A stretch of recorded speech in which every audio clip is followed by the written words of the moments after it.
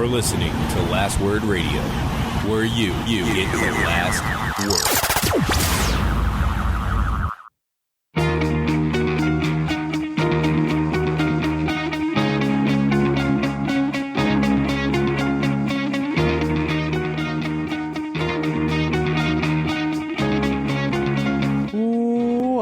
Fourth Line Podcast in partnership with Last Word on Sports. This is June the 23rd, 2017, and with you today is myself, Carl, and the always wonderful Joel. Joel, it has been a mere 3 or 4 days since we have been on the mics recording a Fourth Line, and so much has happened. So there's been a lot. There has been a ton of trades. This is weird. This is way more active than any trade deadline. Yeah, like big trades. And so I want to get through. I know, like, we're going to talk about expansion. I don't care if we talk about the awards, but let's get through those two things as quick as possible so we can talk about, like, the last 2 days, trades, and the draft. I'm pumped about the draft. You would be, yeah. So let's get to it. Did you care about the expansion draft leading in? I did care about the expansion draft leading in. I was excited for it. I was very much looking forward to what would happen. And I think, like everyone, no one really cared at all about the awards. Like, the fact that they held them both at the exact same time really diminished the awards. No one heard anything. I have seen no articles. Like, you see articles popping up on different things.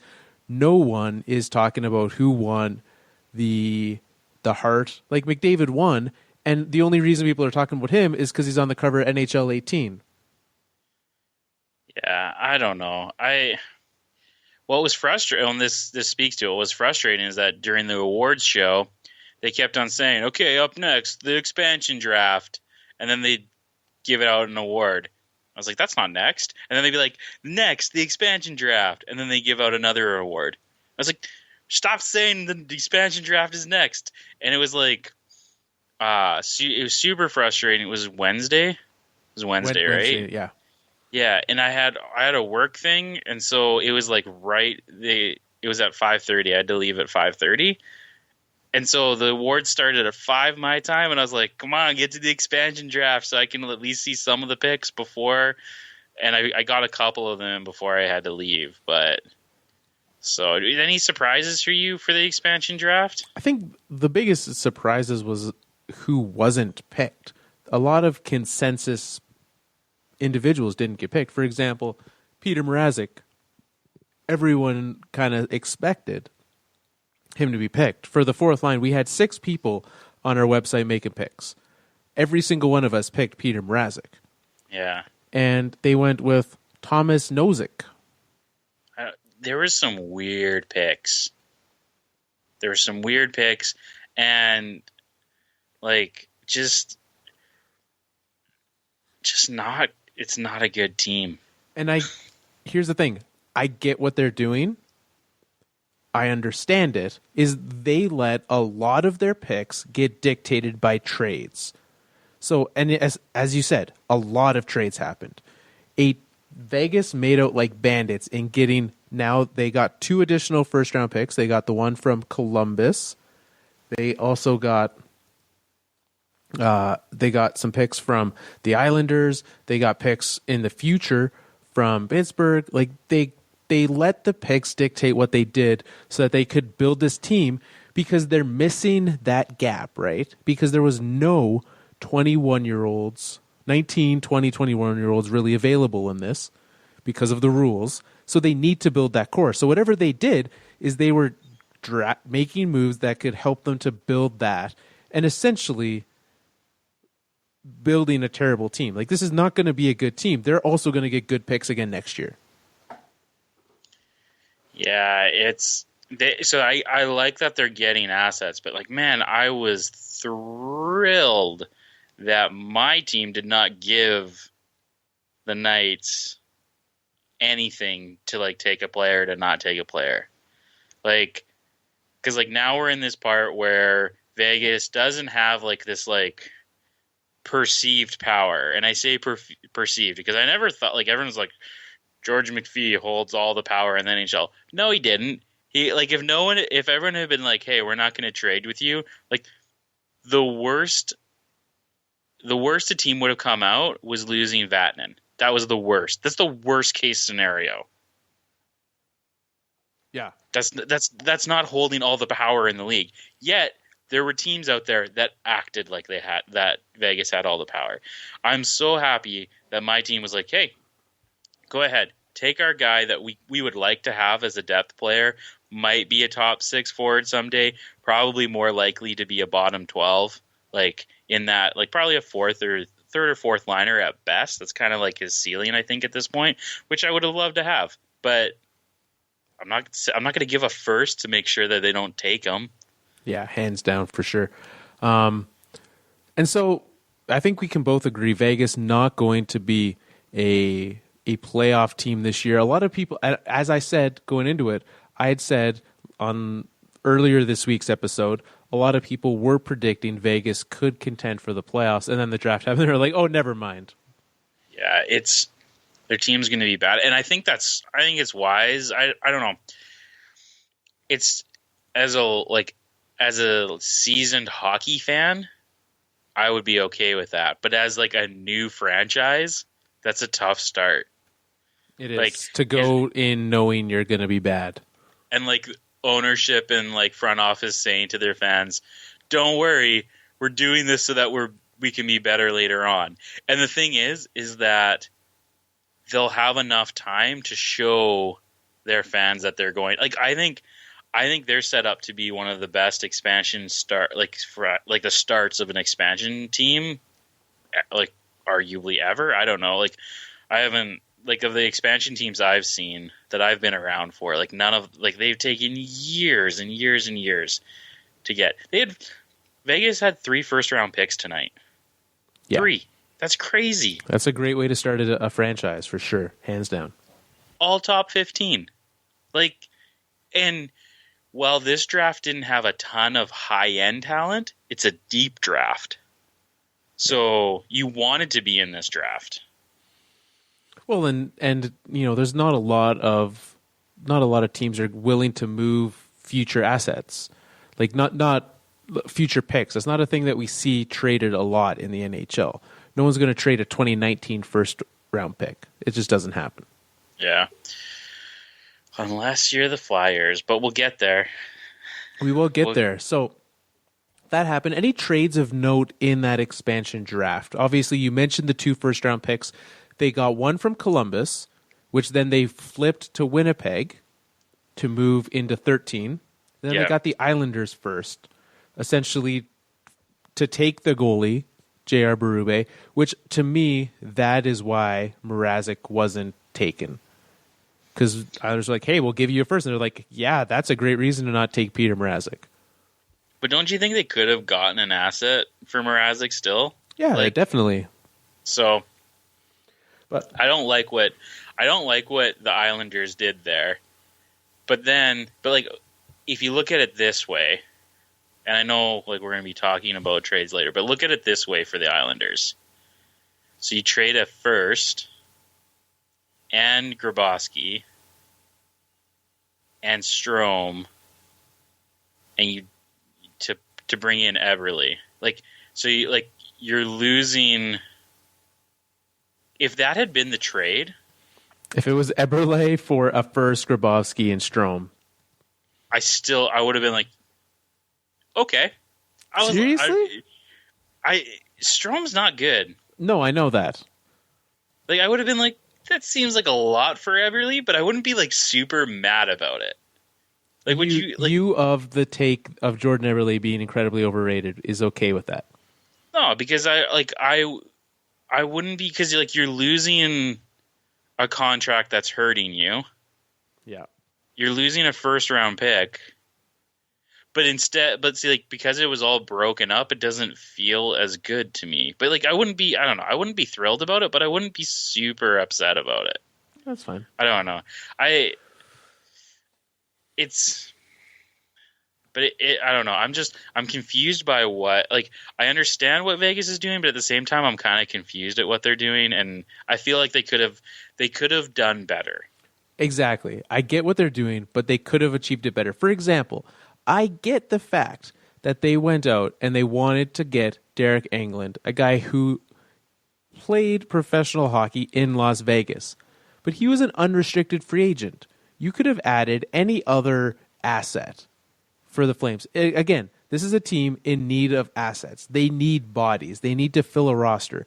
There was someone who could have been a potential fourth line guy, a guy that's kind of on one of the shuttle squads between the AHL and the NHL. One of those kinds of guys they could have gone and picked, and then just signed Derek Englund as an unrestricted free agent. There was no need to pick him to sign him. He clearly wanted to be there.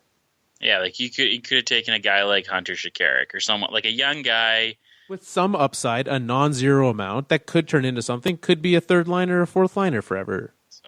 Or could be you need a guy to play on your first or second line in the AHL. Like you need those guys too. So he's not making a lot of money. That would have been fine. But oh man, like I was confused by it. Like and like again, like taking Lucas Spiza. Like come on, like that was a confusing pick. They could have picked a young guy with a non-zero amount of upside. Instead, they took a guy that were like, yeah, we know how not good this guy is, but we're going to take him. So, we talked last week about the depth of the perceived depth that they would have on defense in Las Vegas. And they certainly have some depth. But then you actually look at their team. So here's their defensemen. They currently have 10 defensemen on their roster. They have Shea Theodore, who, they essentially got Theodore and Clayton Stoner to not pick Sammy Vatanen. Yeah. Sure. So they've got those two. They've got Colin Miller, rumors of him being flipped. I know a lot of Leafs fans are very much wishing that he would end up there. Griffin Reinhart from Edmonton, Nate Schmidt, Mark Mathot, Jason Garrison, Alexi Emelin, Lucas Spiza, Braden McNabb.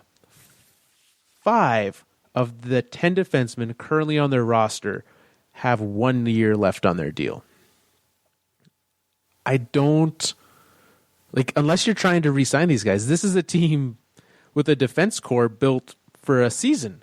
Like, are you literally bringing these guys in to just flip them at the trade deadline? That's the only thing I can think of, is that these are guys that are trade deadline assets, and that's it.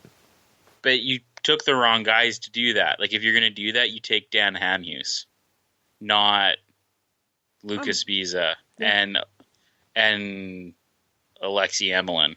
Like, I know that everyone thought Emelin was everyone thought that the Habs were sending something for them to take Emelin, and everyone found out, oh no, they just took him. It's like, ugh, that's sad. So this team is, I don't know. They do have some good, really good young guys though. I like Nate Schmidt. I like that they picked up Theodore. I like the James Neal. Like, you need someone who's going to score. He's probably going to score 30 goals for them because someone needs to score goals for them. But apart from that, it's just, I don't know. It's kind of weird. They got their goalies. It was interesting, but it was a lot more. The excitement was built, and then at the end of it, I was just like, yeah, this wasn't. There could have been more. It made me very sad with this happening. It made me incredibly sad that they did not bring 2 teams into this, because that would have the drama of, because we all the picks were leaked beforehand. We knew who was going to certain places, but if it was a legitimate, a real draft with 2 teams fighting for all these unrestricted players, much more exciting. Yeah, and so yeah, it was just whatever. So and it kind of was, it made sense because it was a letdown because it was the same night as the awards, which is always a letdown. Right. It's just like, nobody cares about this. Yeah. So that happened, and then, we talked about a couple of trades. The trades really started the next day. So on Thursday, the Carolina Hurricanes and Vegas got it kicked off, sending former Blackhawk Trevor Van Riemsdyk, and the Blackhawks are going to be a theme in this conversation. A lot of things happening with the Blackhawks. Former Blackhawk Trevor Van Riemsdyk for a second-round pick next year. Or no, this year, sorry. The seventh is next year, so irrelevant. So for a second-round pick, Trevor Van Riemsdyk got to start off. Any thoughts on that? I love that for her, Carolina. I thought, like, the way that people were talking up TVR, as we'll call him, they were gonna, like, they were talking like he was gonna get a first rounder.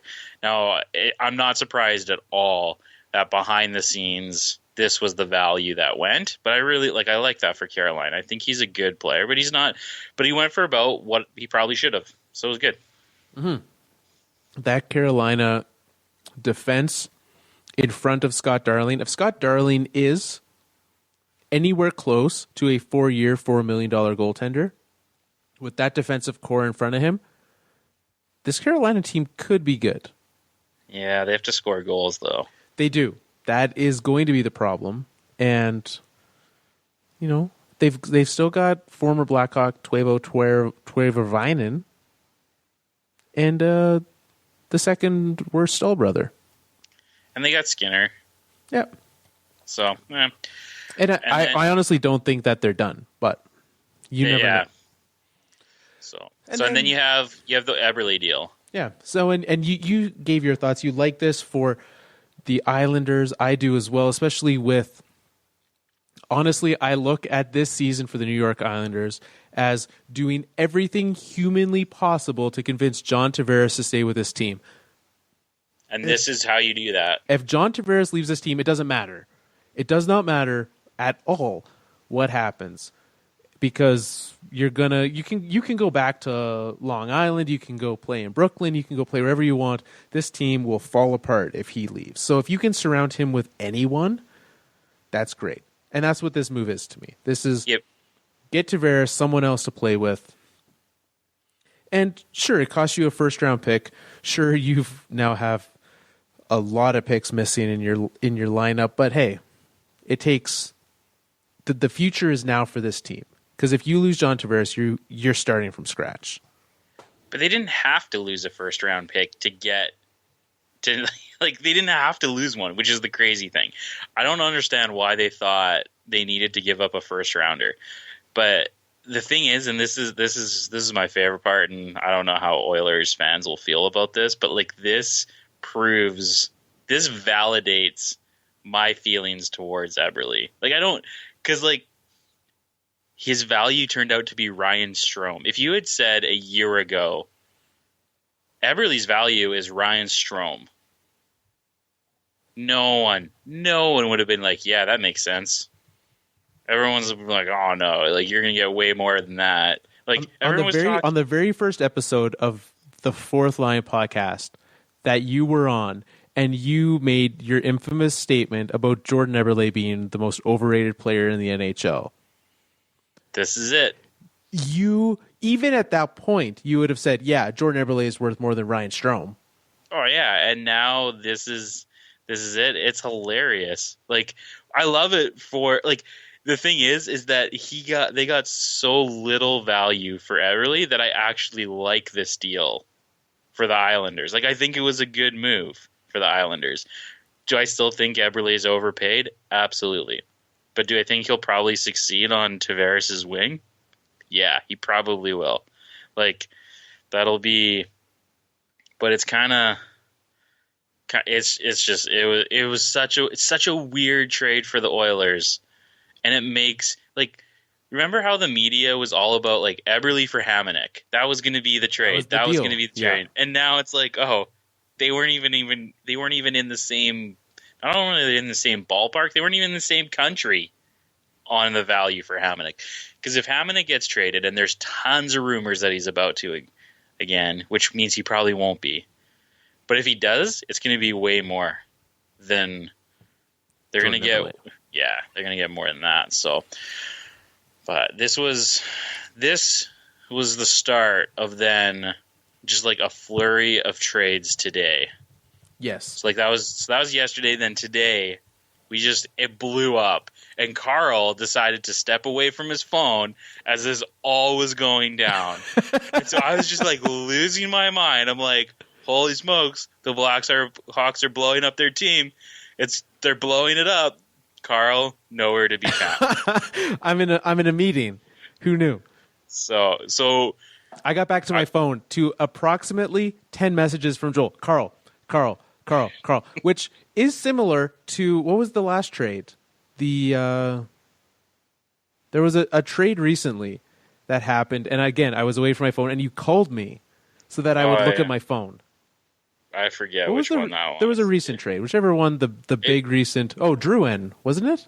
I think it was Druin. It was the Druin trade. Yeah. So I was you messaged me, and you like clearly you were also not in a place you could talk on the phone, but you just like called me and hung up as soon as I answered. So this is where Joel Emerson gets traded for. I've never heard of the two guys he got traded for. Do you know who those guys are? I have heard of Connor Murphy. Laurent Dopin doesn't even have an NHL.com profile. Okay, so good. Like Coyotes, this seems like a total salary dump, but like Joel Emerson's still a good defenseman. Certainly, and there have been talks throughout this offseason that there was going to be a move from Chicago moving one of their top defensemen. Everyone was like, "Oh, see you later, Brent Seabrook," not realizing that literally no one wanted him even as a salary dump. Yeah, but it's the next Blackhawks trade that I'm so confused. And I heard conspiracy theorists on Twitter about this today, so I want your take. So here it is. So Panarin, Calder Trophy winner from last year. Better than Connor McDavid. Traded for Brandon Saad. There's other pieces to it, but that's the main one. Yeah. How did this happen? So Brandon Saad back to Chicago. Yeah. Did you hear how this trade came to be, according to the Twitterverse? Tell me. Tell us. Patrick Kane, Jonathan Taves, went to Chicago management and told them again how much they liked Brandon Saad. Isn't that what happened when they brought Andrew Ladd back for the playoff run that one year too? I don't know. I have no idea what to take of this trade. I don't understand it. It's so bizarre. It's like both are good players, but I think I want Saad. Like I think of the two, I want Saad. Here's the thing: we haven't seen anything good from either of them away from the stars of the Blackhawks. Like Brandon Saad has been the better of them, but we don't know what Panarin can do when he's not having the Patrick Kane bump. Yeah, I'm so confused by this trade. I don't know why. Like, it was pointed out. I think it was Down Goes Brown pointed out today that the last time a Calder Trophy winner was traded a year afterwards was Andrew Raycroft. Oh, yeah. Here's an interesting fact for you, Joel. Brandon Saad, former Chicago Blackhawk, has now been traded twice. Only 24 years of age. Yeah, but he was traded away from a team and then back to. It's like I just don't get so clearly the Blackhawks were sad that they had to trade him. And we knew that last year, but then they didn't want to, but they had to. And they decided, okay, well, we're going to have to pay Panarin, so we might as well trade him for the guy that we'd rather. I guess they'd rather have Saad. I don't get it. Was it because, hey, when we had Saad, we won playoff games? Now we don't. It's true. It's just so bizarre. But what's interesting is, again, somehow, Brandon Saad, people see, now I forget exactly the ages. I don't know why I'm dwelling on this. They got younger in this trade. So is Panarin older than Saad? Yeah, because he had those KHL years, and so he still technically was a rookie. That's why everyone was upset that he beat McDavid. Same money, a year younger, and an extra 3 years or an extra 2 years on that contract. And so for me, I look at this and I say, if these guys enjoy playing with him more, they've had success with Panarin, they know what they can do, but this is a guy in Brandon Saad that they want to play with. I'm 100% behind that, no matter what it takes. If you toss in those other pieces, for the other pieces, Forsberg, a bigger win than Mott. Right, than Mott. So if for the Blue Jackets, when Coach of the Year Jack Adams winner John Tortorella puts Brandon Saad in his doghouse all year, they're fine getting rid of him. To me, this seems like a win for both teams. I think it's going to be a lose for the Jackets. I'd be very worried about Panarin outside of Chicago. 100. I agree, but for what they were getting out of Brandon Saad by the end of it, the way that Torts was using Brandon Saad, they weren't getting what they needed out of him. Fair enough. So then there's a clear winner in this next trade. Is there? Tell me. Jordan Schrader for Dante Saloratu. Oh, okay. Yeah, that trade. I don't know anything about that. That's a trade of two guys I've never heard. I think what you're referring to is the Anthony D'Angelo and the 7th overall pick heading from Arizona to the New York Rangers for Derek Stepan and Antti Ranta. Nice. I like that trade. I like that trade for Phoenix, Arizona, whoever they are. I like it. I like Stepan. I like Ranta. I think he can be a starter. Well, he will be there. They have no one else. It seems like a lot. Like, firsts are always so weird because, like, obviously, like in baseball draft picks, like, they don't really matter that much at all. Like, yeah, you want higher draft picks, but whatever. It's kind of a weird thing. Football, yeah, first round draft picks are important, but like you can still get starters in the 3rd and 4th and 5th rounds because it's just how many players you have and whatnot. But like basketball and hockey, like it's your first rounders, and then like the tier just drops off. Like somewhere in that first round to top of the second round, it's just like a drop off, and the players are just so much worse. So it's like. So the first round pick, like that's a lot of value going to the Rangers. So I think both teams did well, but yeah. Well, and we can get to what the Rangers did with that pick later on when we get to the draft talk. But certainly, Arizona needs bodies. I think you look at that team; they can't just keep drafting prospect after prospect after prospect and having them not really do a whole lot. So you look at what this team added today. They added John Rosen. They added a goaltender, and they added a center. Those are the things you need. You need a center. They now have a guy who can be their number one center. They have a guy who can be their number one goaltender, and they have a guy who can be the 1B to Oliver Ekman-Larsson. Well, and here's the thing. Put it in this perspective. They basically traded Stepan for Hansel. Because they got a first for Hansel.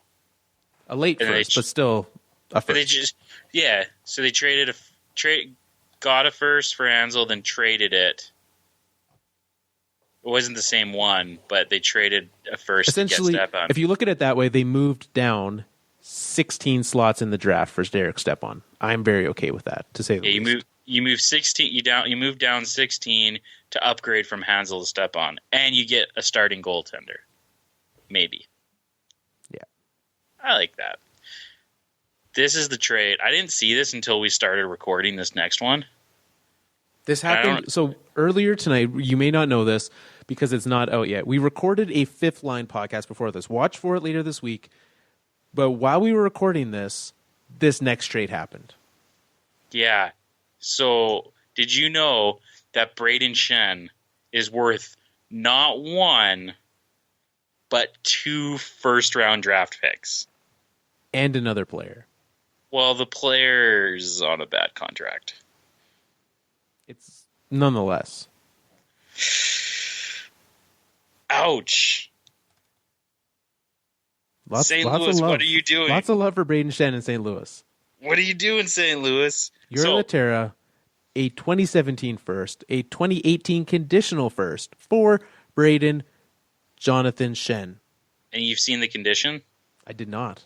Okay, so the condition is it's a guaranteed first-round pick. That's not a condition. St. Louis, so you don't know what these are.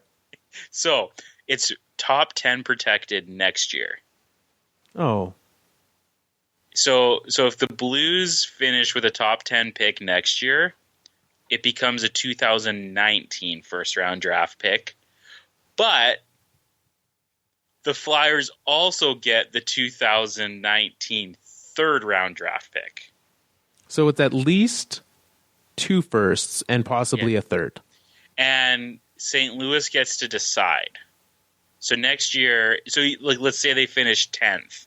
They could just say, you get our 10th. You get the pick this year. So it's not like an automatic. Like, they get to decide, but it's for sure their first from this year, and for sure won a first in the next 2 years. That is insane. For Braden Shen. Yeah. Luke Shen's brother. There's Shen. The Shen stink is on him. But this is the thing. That's not even the craziest trade of the night. You're right. You're very right. That's not even the craziest trade of the night, Carl. How the heck is Ryan Reeves worth a... Joel, here's why. Because as the Pittsburgh Penguins pointed out, they need to protect their stars. So they need a physical presence in Ryan Reeves. Oh, my goodness. Apparently that's how St. Louis can manage to just hand out first-round draft picks, because they're getting first for guys like Ryan Reeves. So they moved down 20 spots. I don't even know what's going on. I don't know what's happening in the NHL. I'm so confused. There's so many draft picks going all over the place, and it's a mess, and it's crazy. And someone gave a team a first-round draft pick for Ryan Reeves. I don't even care that there was a second coming back. Like, it's just crazy. It's just crazy, crazy stuff happening. That is a guarantee. Well, let's get to the draft itself, which took a backseat to all the trades that were happening. All of a sudden, in the exact opposite manner of the expansion draft, the actual entry draft was ridiculously quick. All of a sudden, it was like, and we're off, and we're 5 picks deep suddenly. Which is good, because I think sometimes these televised drafts can drag on forever. Yes, and certainly it still took multiple hours to get through all 30, but a lot of people probably tune out after the first 10. I didn't tune in until about 15. You were like, yeah, the Leafs are up soon, let's watch. Yeah. So it came down in the end. Most people were looking at, was it going to be Nolan Patrick, who for a lot of the year and a lot of the previous seasons was looked at as the guy who was going to go first. Nico Hischier ended up going first overall to the New Jersey Devils. Then Nolan Patrick, the consolation prize, went to the Flyers. Again, to me, I probably would have gone Hischier, but you would have gone Hischier as your number one, so you would agree with the Devils. I do agree with the Devils. Okay, I like that. I think like the top 3 kind of went. The first 2 were toss-ups. Everyone knew that Heiskanen guy was going to go third. And that was fairly clear. My hope was that he would somehow slip to 4, where my Avalanche were picking, but you kind of knew that was going to happen. I don't know, though. So here's the thing. I love what the Avalanche did. So for 2 big reasons. Okay. But you go ahead. I'll give my thoughts on it first. Okay.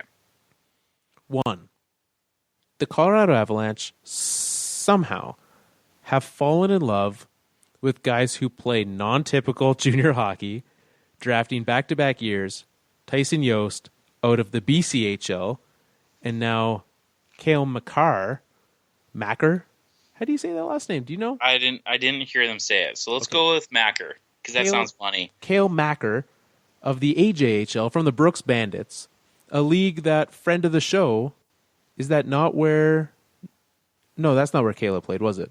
No, Caleb played like in a tier down from that. Either way, the AJHL, not exactly the hotbed of junior prospects. That's actually that would be so like Ontario and Quebec have like junior leagues that are like would be like tiers up from that, but would still be considered the same. Like the play is better, right? But the tier is the same. BC is considered a tier above Alberta. Yeah, and so they got this guy, and so that's why a lot of there's not a lot known of him. However, as soon as the draft coming up, there was a lot of talk about him going. Some scouts were saying they would take him first overall. Yeah, he's going to be a guy that's going to take a few years. For sure. Like he's going to take at least 2 years before you see him. And that's how defensemen are, for sure. But the comparisons of him to Mr. Erik Karlsson intrigue me, and I want to see more. You probably didn't get the next Erik Karlsson. What? I know. Man. But here's the thing, Carl. I love there's because I think you guys took a shot on a guy that's going to be really good. It's going to take some time to develop. It's going to take a few years, but that'll be all right for you guys. But the beauty thing is that the Vancouver Canucks were waiting to take him. They'd already had the jerseys made up. This was their guy. Then they panicked. Oh, and did they panic? Because again, we're talking about tier 2 level players happening here. So we're AJHL, second tier junior hockey. Yeah. We've got a guy from the second Swedish league as well. Yeah.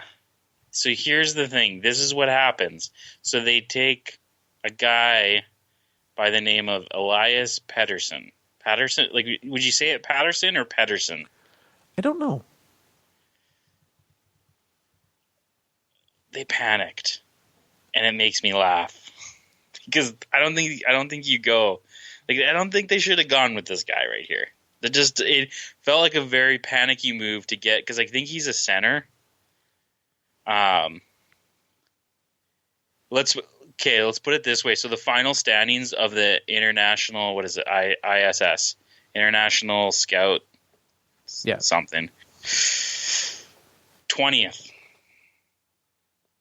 That was where Elias Pettersson landed on that pick, on that one. So, but although if we're going by that list, then we might not want to talk about the Avs pick, but right. So because he's not on that pick at all. He's not on that list at all. Here's a little insight we have, Joel.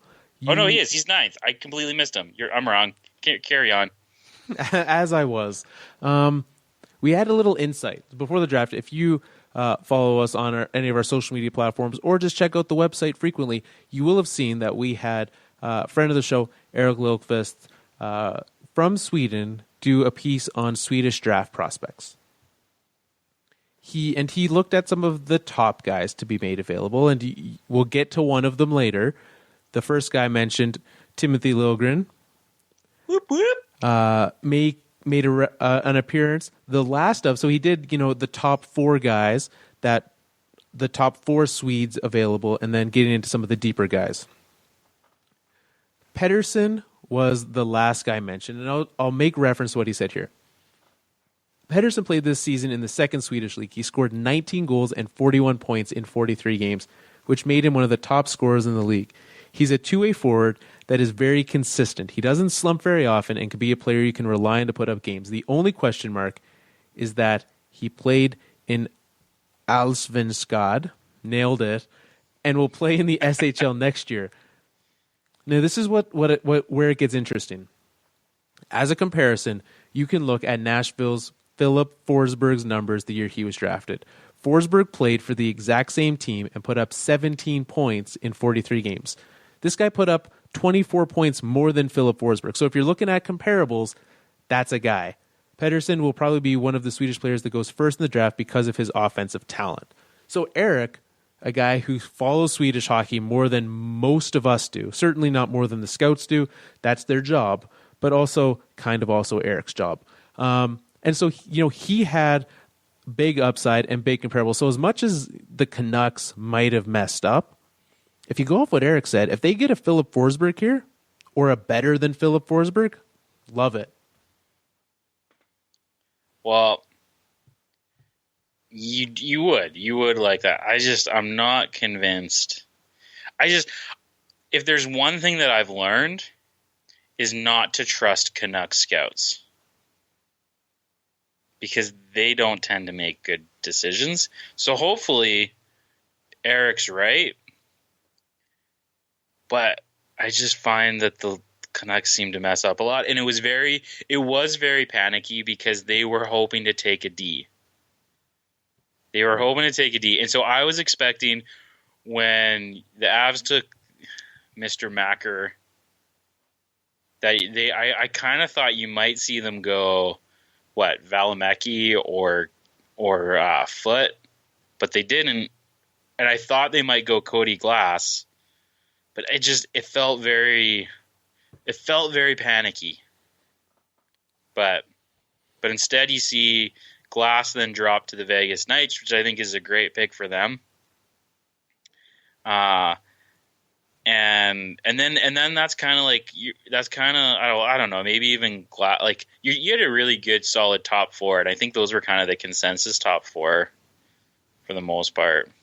But I don't know. It was a very, very, very funny draft. It was a very funny time because I listen to Vancouver radio, so I also follow a lot of those guys on Twitter.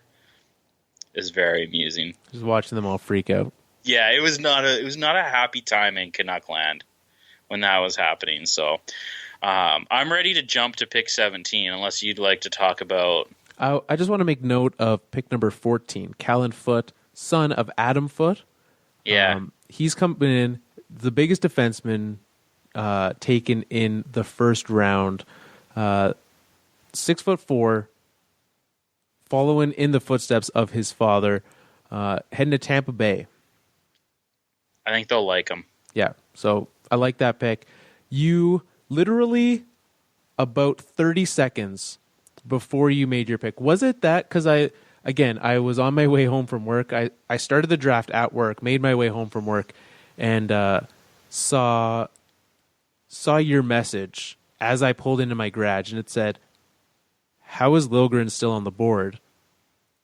And then everyone my phone blew up with people mad that he got picked, people happy he got picked, you happy he got picked. So he was no longer on the board. There you go. No, so he was not taken. And I was like, I thought, it's like, okay, well, I thought defenseman's going to go to Tampa. Liljegren's still on the board. They're going to take him. Because that's where I was like, that just makes a lot of sense. Didn't take him. And so as you're starting to go through Vegas, Tampa, Vegas, I'm like, oh my goodness, he's still on the board. I was like, there's no way he gets past the Leafs. And defenseman after defenseman going, which is crazy. There was a stretch there of 5 defensemen in a row. Liljegren was the 4th of those 5. Yeah. And I know, because he had a bad year, and that was basically why he dropped. But I don't get he was he had mono. I think that's what he had. He had mono, and so that's energy sucking sickness. Leafs right? have a history of having guys on their team who had mono.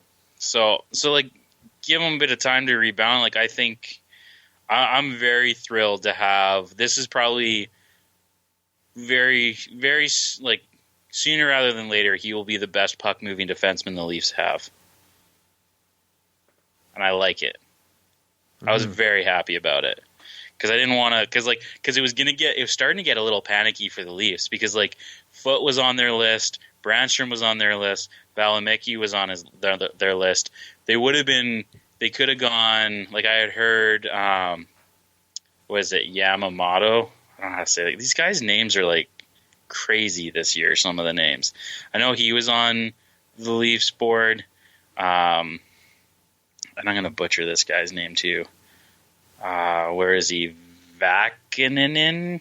There's like 6 A's and 7 N's. And that guy's name went the very next pick. Like that guy, I'm pretty sure he was. So like there's a bunch of things. As soon as the Flames were up, I knew they wouldn't take him because like Burke is like, I'm not going to take a 6-foot puck moving defenseman. That doesn't sound like a good guy. No truculence. No truculence. So I was happy about that. And then as soon as that happened, I turned it off and we recorded the fifth line. So I have no idea what happened after that. Nothing of significant note. One goaltender went in the first round, Jake Okener, to the Dallas Stars, a team certainly in use of some goaltending prospects. So that is the first round of the NHL Draft. We'll be back at it tomorrow morning with the second round. And still, as you mentioned, Joel, lots of talk of potential trades happening. Everyone, myself included, very much looking for a Matt Duchene trade because everyone said Matt Duchene probably going to get traded at the draft. Well, the draft is here. Matt Duchene is still a Colorado Avalanche. He's still up fishing. I realized this week he is the only Colorado Avalanche member that I follow on Instagram. Interesting. I don't have Instagram. That's fine. I post about every couple weeks. We actually have a Fourth Line Podcast Instagram account, and we post on that approximately twice a season. So go ahead, follow us over there. When we do post, it'll be very exciting. Look for that. Yeah. But I realized that if he does get traded, like, I enjoy watching. Essentially, what I like about him is he spends the off season just fishing. He goes fishing every single day, and it's just pictures of him on the lake and his fish and his dog, which is essentially like a great life to lead in the off season. That's a great way to spend your summers. So it's a big reason why I follow him. And like he'll post like him listening to some country music or whatever. Like it's literally just like he lives a life I would enjoy living. I like that. So him, Hamonic, which again, rumors of them being flipped for each other. Which I don't think you should do that straight up. No, I saw rumors of a first-round draft pick, Travis Hamonic, and a prospect for Matt Duchene, which I do that in a heartbeat. Yeah. I've heard, because like Leafs have been tied, there's been multiple reports about the Leafs of a strong push for Hamonic. I've seen for sure one first rounder in the conversation, but I think that probably got taken quickly off the board when Lindgren was there. Like I think, and then I've seen two, like someone mentioned to me, 2 firsts. JVR is always in the conversation, but I just don't see it happening. For sure. So we'll see what happens tomorrow. Lots of, not a lot of prospect watch. The draft's going to go a lot faster tomorrow. They're going to get through all those picks. But we'll see what happens trade-wise. That's the biggest thing to watch for tomorrow. And then that leads us up into next weekend where we have free agency on July 1st, Canada's 150th birthday. I like it. We haven't talked about this. Like, are we going to record after? We're going to record on the Sunday? We're gonna sort out when we're going to record. Right. It's TBD. A lot of the start of our off-season schedule will be all over the place as we try to figure out when we can and cannot record. I like it. But once the free agency settles down, probably the episode after that, then we'll start to get into our same rhythm for the rest of the off-season and get that sorted out. So. Obviously, episode Tuesday, episode Friday, we're coming at you with a lot this week. We are. I like it. Well, I'm gonna go eat pierogies now. I am going to have some sunflower seeds. Nice. And Nanaimo bars. Very nice. Yeah. The namesake of your hometown. Yeah. So I like it. Thank you everyone for tuning in. We will be back again next week. It's been a lot of fun following trades and all these sorts of things. Trades, drafts, expansion drafts. Got lots more coming. lots to break down. Again, didn't even touch on any of the awards. We might get to that at some point. We might not. Probably not. But lots happening. Lots to go on in the NHL. Oh, TJ Oshie. Let's do that real quick.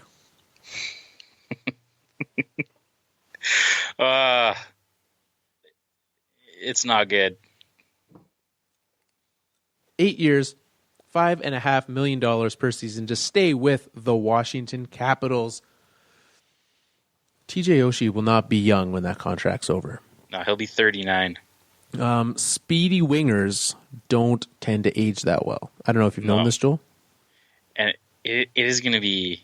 So they lost Nate Schmidt, and now they locked up a lot of money in a guy. That team's going to have a hard time maneuvering cap. Yeah, so they've got a sizable amount of cap space for this year still, $19 million. They only have 1, 2, 3, 4, 5 restricted free agents to sign. That's $19 million for those. One's a backup goaltender, one is a fourth liner, and then Burakovsky and Kuznetsov if they don't go to the and Orlov if they don't go to the KHL. Orlov and Kuznetsov. Yeah, good luck. Good luck with that, Washington. So yeah, as a Washington Capitals bandwagon fan, I'm 100% okay with this trade because that just means that they keep this window open longer and make it shut harder on the other side. Yeah. They might be able to win. I don't think they can though, but what's interesting is again, he was one of the best forwards available, if not the best forward available in free agency. He was the best. So I'm surprised but I guess that 8th year, right? The 8th year to stay in Washington was what got it done for him. So, and like now he doesn't have to worry about it. He can go and he can play his hockey and be done when he's 39 years old in Washington. His family seemed to love it. He posted on the old Twitters picture of his daughter, quite excited. So, yeah, I've always been a big Oshie fan. Clearly a bandwagon Capitals fan. So, let's do it. All right. Well, thanks for tuning in. You can find us on Twitter at Fourth Line Podcast, Facebook.com/The Fourth Line Podcast, TheFourthLinePodcast.com, and Patreon.com/Fourth Line Podcast. You can also find us on Last Word on Sports and Nuts and Bolts Sports. Thank you all very much. Joel, you know what's exciting? I fixed my technology problems. We were riddled with them in the fifth line. Not a single one this episode. That's me knocking on wood. Don't you dare. Boom City. Hey! Boom City, it's mine.